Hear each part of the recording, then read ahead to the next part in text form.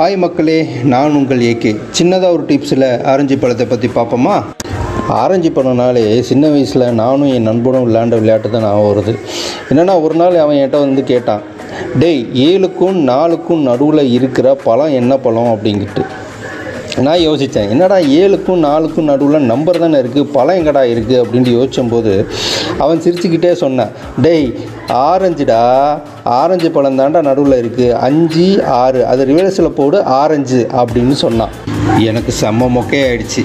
இந்த மாதிரி மொக்கை உங்கள் லைஃப்லேயும் நடந்திருந்தா ஒரு கமெண்ட் பண்ணிவிட்டு ஷேரும் சப்ஸ்கிரைபும் அப்படியே அந்த பெல் பட்டனையும் ஒரு டச் பண்ணிவிடுங்க. ஆரஞ்சு பழத்தில் 400க்கும் மேற்பட்ட வகைகள் இருக்குதுங்க. அதில் நாம் யூஸ் பண்ணுற ஒரு 15 வகைகளை பற்றி பார்ப்போமா? தொப்புள் ஆரஞ்சு, வலேன்சியா ஆரஞ்சு, இரத்த orange, Cara orange, Seville orange, Hamlin orange, tangelo orange, Moro orange, bergamot orange, Yazhpanam orange, calamondin orange, mandarin orange, satsuma orange, clementines orange, tangerine orange. இந்த ஆரஞ்சு பழத்தில் அதிகப்படியான நீர் சத்து, அதிகப்படியான நார் சத்து, விட்டமின் சி மற்றும் ஆன்டி ஆக்சிடென்ட்கள் இருக்கின்றன. குறிப்பாக மனிதனுக்கு நீர் சத்தானது தினசரி வாழ்க்கையில் பெண்களுக்கு 12 கப்பும் ஆண்களுக்கும் 15 கப்பும் தேவைப்படுது. அந்த நீர் சத்தானது ஆரஞ்சு பழத்தை சாப்பிட்றதுனால முழுமையடையுது.